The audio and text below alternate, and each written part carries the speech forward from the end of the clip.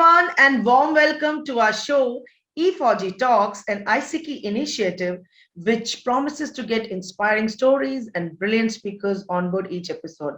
I am Shavinder, the brand head of the show, and we are currently showcasing the talent and the spirit of womanhood spirit of our Choose to Challenge series. Today, I am very delighted to host Miss Rohini D'Souza, who is a work psychologist consultant, talent development. Hello and warm welcome to the show. Thank you. Great. So before we start the conversation, I want my viewers to know more about our speaker today. Well, she is a work organizational psychologist with 18 years of experience applying psychology to work in various domains ranging from operations, customer service, and talent development. She helps clients to engage, enhance, and enrich their human capital through various interventions to accelerate growth and achieve business results. That's wonderful. Ms. Rohini, I must compliment you for the work that you're doing. Today, in today's day and time, that what is more required is the skill development, especially when you're handling different kind of portfolios. So today's conversation is definitely based on about the talent development that you rendered services for.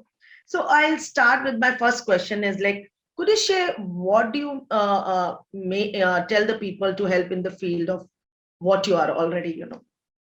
Sure. I'll tell you what made me join this field and what this field is about, Shavinder.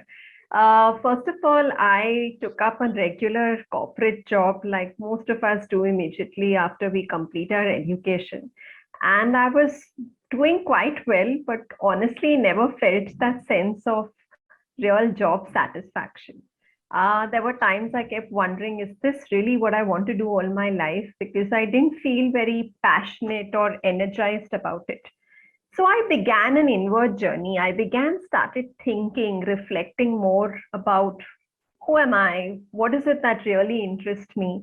Started asking people around me for feedback, started talking to other people to explore what else is there. If this is not what I'm excited about, what more can I do? And I started through this journey, which took a few years, but it made me realize that one thing that stood out for me was that I had this tremendous motivation, excitement to nurture people.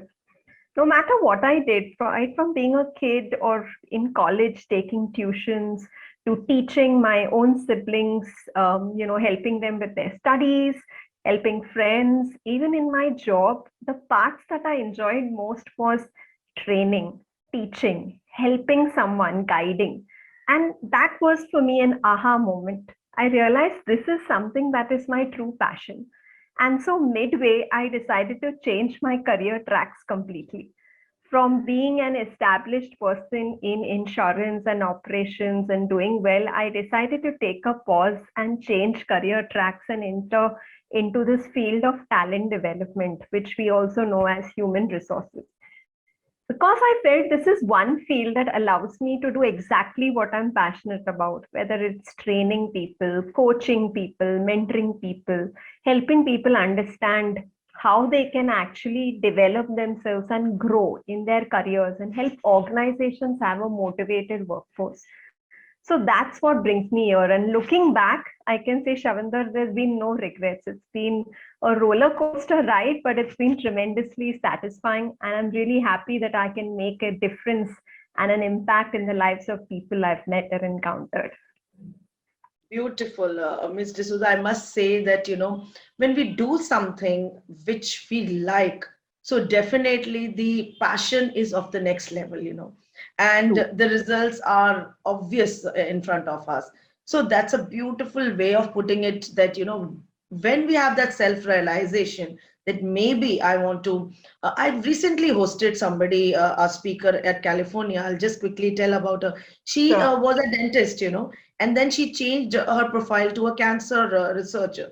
So wow. she said, I just realized it that I need to change my career options. So why not, if that gives the satisfaction? And of course, if a passion brings us business, why not? I feel that's a very beautiful way of changing it.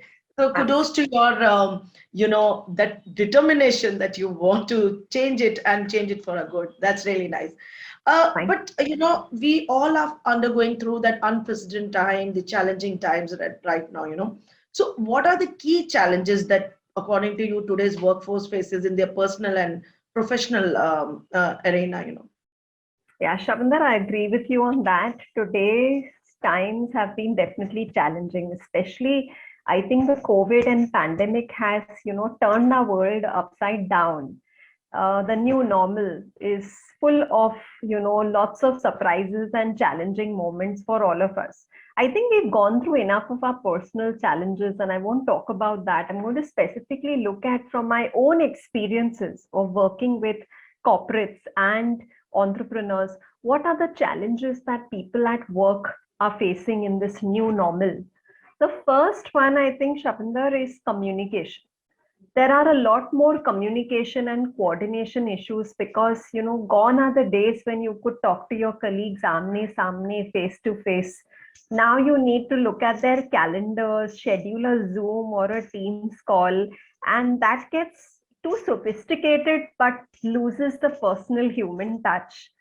This, incidentally, even research has found to be the number one issue that most employees have said that the virtual world or remote working has brought. The other challenge is that many managers, especially business owners, managers, and all, are finding it more challenging to motivate their teams, keep them engaged, try to get, drive results to them, and yet keep the morale of the team high. People are insecure about work, their careers, security. They are worried about security issues or safety issues due to the virus. And despite all this turbulent times, they need to focus on work, that too from homes, which were not designed for work initially. So I think that's the number two challenge. How do I motivate people whom I can't see in front of me, who are spread out, who are scattered, who have so many other issues, and yet I need to bring and get them focused on work? Number three is stress. I think it's just increased. People are feeling burnt out. There is no clear boundary between work and personal life. I step out of my room, I'm surrounded by, my domestic and personal issues, and I can't completely log out of work. I'm constantly connected. So I feel torn apart. And the last one, I think many people are experiencing are becoming redundant, not being able to cope with this change in a positive way, feeling, I wish we go back to pre-COVID times when we would unmask, everything would come back to normal. And when it's not happening that way, people are feeling flustered, not able to cope, and feeling that they might get, outdated or redundant in terms of their skills. So I would say these are four challenges in my own experience that today's workforce has been facing. Very rightly pointed out, because these are the challenges which actually builds up our stress level, when we are not being competent enough, or we are not able to cope up with the challenges. But thanks to people like you who are actually working and building up the confidence of people around, that's really nice. I also want to know, according to you, how can one better brace these challenges and succeed? Yeah, sure. So, first of all, I think people need to realize that they're not Superman or Superwoman. Don't try to do everything alone. I think Yes. that's the big mistake that people do when they're trying to deal with a lot of changes. There will be some things you don't know how to handle. It's okay to seek help. It's okay to reach out to a friend. It's okay to ask your family to support you on the home front. It's absolutely okay to reach out to your manager and tell them that you're going through a very stressful time at work or personally. And even more, which is a taboo in India today, is it's absolutely okay to seek professional help, be it counseling, be it a mentor, be it a professional coach, because they would be able to give you the right and expert guidance. And also, since they don't have any other bias or any other, baggage that they carry about you, you can actually open up in confidence and seek help. So that's my first advice. Don't do it all alone. Seek help. Be shameless that you want help, you need help. The second is, I think if change is here to stay, and that's the only thing permanent in our lives, I think the pandemic has taught us that in a more real way. Might as well embrace the change than trying to avoid it. To say, okay, if COVID is here to stay, post pandemic, our lives have changed. What can I do to accept it, move on, and make it work for me? Yeah, rather than wish that things go back to the old normal, so to say. Take it one day, one step at a time. Sometimes all that we need to do seems like a big mountain. Can I break it down into chunks and say, I'll do one small change, one baby step of change in my life today, rather than trying to get everything done together? And I think the biggest suggestion that I have, which is a deal breaker, if you really want to deal with this change, is invest in yourself. Remember, you are the biggest resource that you have to offer to this world, a unique package. And if you do not invest in yourself, you're going to be left behind. So my topmost suggestion out of all of these, if I had to highlight in bold and underline, is invest in yourself. That's very true, because today, as you have mentioned, change is constant. Something that will remain is a change. Everything else. So we need to change ourselves. That's even the Darwin story. If the theory, if we were the survival of the fittest. Period. We have to understand. We have to learn to cope up with our challenges, whether it is inside or outside, and definitely. And while you're talking about investing in yourself. So can you elaborate on different ways that one can invest in themselves today? Sure. So I think today we are very lucky. We have a lot of opportunities knocking on our door when it comes to how we can invest in ourselves. But I'm going to suggest a few foolproof ways to make sure that you can invest in yourself, which are trending today.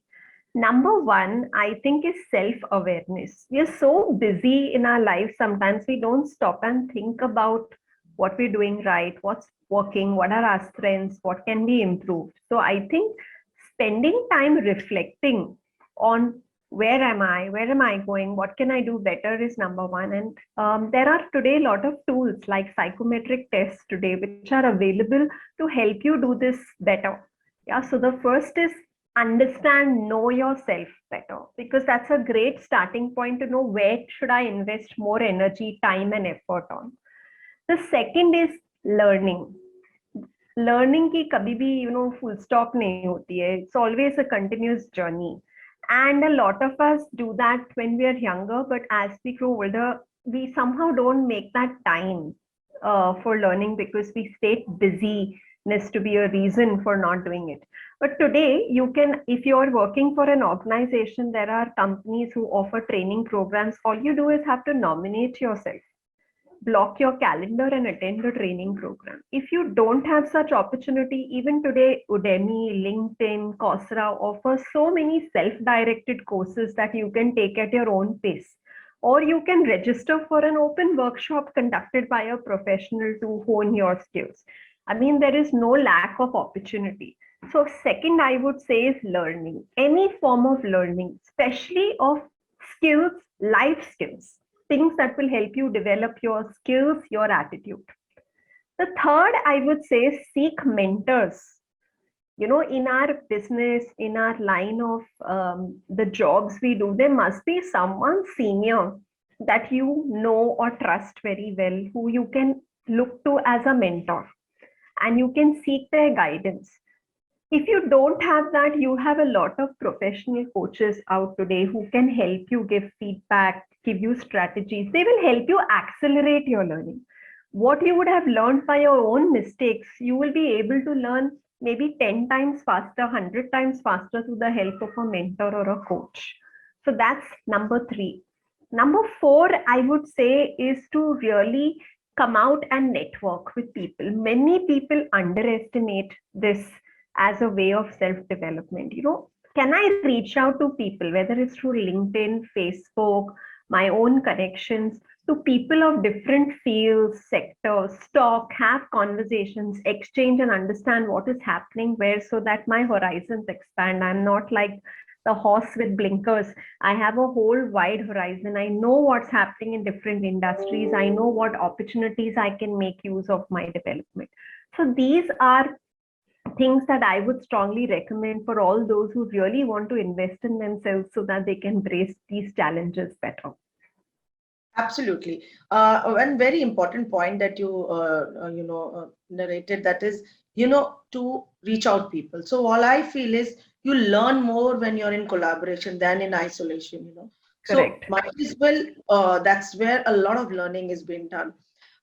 You had mentioned about psychometric assessment. Can you just elaborate more on that? Sure, sure. So psychometric assessments are basically tools or assessments that are made by psychologists and experts. Basically, they help any individual understand their ability, aptitude, personality better. All it is you answer a few questions or you do a few exercises and the instructions are clearly given to you. And once you answer that, you get a report, which is a detailed report. A lot of psychologists will also, along with the report, give you feedback and help you understand the report. I myself, like I mentioned, when I was changing my careers and I was confused, did a psychometric assessment, even though I am a trained psychologist and I do that now for others. I took that myself to understand what is it that is something I'm really interested in. And it really opened up insights for me. It helps you to understand what motivates you, what are areas that can stress you out, what kind of working conditions and situations suit you, what doesn't suit you, what are things that you can do better. I think that's the first starting point. If you know that about yourself, it's like a mirror.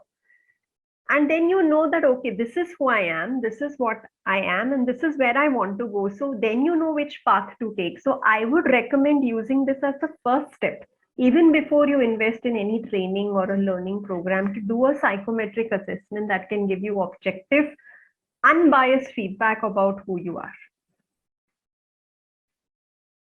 Great. So it's a very structured way of assessment, and of course, it will give you a detailed feedback about your personality. Thank you so much, Absolutely. and thank you. The viewers are definitely going to get benefited by today's episode because it speaks about your training, domain and how structured it is done. That's really nice. My next obvious question is that, in this present scenario, do you think organizations and businesses actually investing in their team members? I think that's a very interesting question, Shavinder. I think when the lockdown started in March, to be honest, what I noticed is many organizations went into this freeze mode where, they started doing their basic activities wherever they could, but everything like training, investing in people took a back seat for some time because they felt that, wait, after a little while, things will come back to normal and we can do all these later. But when this lasted for a very long time and they noticed that their team members faced unique set of challenges which were more difficult to deal with in a remote environment, many organizations started re-looking at their attitude or perception towards training and development. I would say it has become an even bigger need. It's no longer a choice, it's a necessity now. If I need to run my workforce in these challenging times, I have no choice but to invest in them. We see a lot of organizations, a lot of SMEs, a lot of business owners coming requesting for developing their leaders and managers, asking for coaching, asking for doing training programs. Of course, the nature of the programs have got a COVID flavor to it. How do I deal with a hybrid workforce and those kind of things? But I think it has only accelerated the need for learning, development, and investing on people. I think that's a good sign because it's realization that I cannot survive unless my own team is motivated, skilled, and fully engaged to deliver. So yes, I think it's an upward positive trend, and going forward, we're only going to see more of this happening across industries. So true, because if we have to sustain ourselves and stay in this new normal, we need to have that kind of skill development, upgrading ourselves, and absolutely and then change accordingly. Miss Rohini, thank you so much. I really enjoyed the conversation. One last question that I really want to ask you: that what message would you like to give to young people or just joining the workforce? Okay, I think young people are always close to my heart because I remember being in their shoes some years back. And I think I would first of all say, believe in yourself and hold fast to your dreams. Don't give them up when you get into the workforce and you realize that the job you've taken up is probably not the ideal job. It's okay. You may not have always a very linear, straight career path. A career path may not look like this. It could go like this. It could go like this, but you'll come back to where you want to if you hold on to your dreams, your desires, your goals. So don't give up in the face of challenges. That's, I think, one of my number one advices. Two, like I've said again, remember you don't have to do it alone. So reach out for help. Look at investing in yourself as an investment to build your career. You don't need to always decide a job's value basis the salary or remuneration. Look at what potential that job or opportunity is giving in terms of adding value to your career, in terms of learning, in terms of developing yourself, rather than just the perks or the immediate remuneration. Sometimes a job, for example, at a startup in a smaller brand can teach you a lot more than maybe a large established organization in a smaller role. So look at what value it brings and how it adds up to your dreams, goals, and aspirations. And I'd also say that maximize the opportunities you have to learn and grow. Look at opportunities, talk to people, discuss, reach out, tell people you're interested. Look out for internships, mentorship programs that allow you to engage with experienced professionals in the field so that you could learn from their mistakes. You could learn from their experiences. You don't need to reinvent the wheel.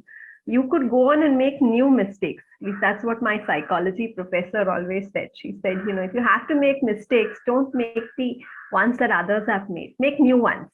Yeah. So go ahead, make new mistakes, but also learn from the mistakes of others so that your own career path is accelerated. Thank you so much. You have today beautifully summed the interview, which stay focused, reach out to people if you need help, and that's the way. And of course, when we realize from our mistakes, or it's better that we don't repeat it. No point repeating the same mistake, then we fall back to the same trap as it. So thank you so much, Ms. D'Souza, and I wish you all the very best for all your future endeavors. What I feel is when you go beyond yourself, that's when magical things can happen. And that's what you have done in your career path. Wonderful, and kudos to you and your team. Thank you, Shavinder. I'm honored to be a part of this show, and I'm honored to be a small way of being able to inspire other women, especially women leaders who want to do something different or who feel stuck in their careers and are probably in some stage of self-doubt. I hope you feel inspired by my own story and experiences to make that change and follow your true passion and dreams. Thank you once again. So, and thank you for being a part of this Women's Special Series, Choose to Challenge.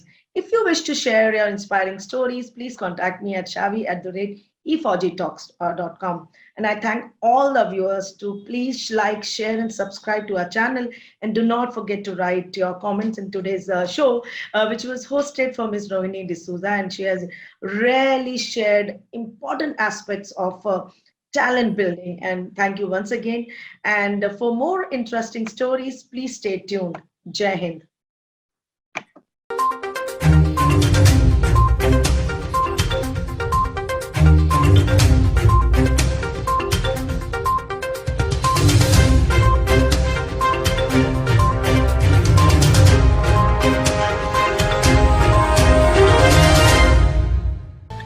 Fauji Talks is brought to you by IESECCI, Indian Ex-Defence Service Employees Chamber of Commerce and Industries.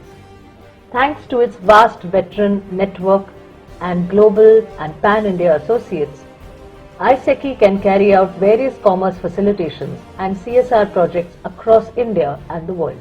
Some of IESECCI's core capability areas are Skill India, Atmanirbhar Bharat, Digital India, any ex-serviceman welfare or job program, Swachh Bharat Abhiyan related projects, telemedicine and healthcare training and job scheme, Save Water scheme, defence industry SME, MSME cluster and hub development, maritime training and inland water training with job facilitation, Canada study, job and permanent residency opportunity, e-commerce, Andaman and Nicobar commerce opportunities.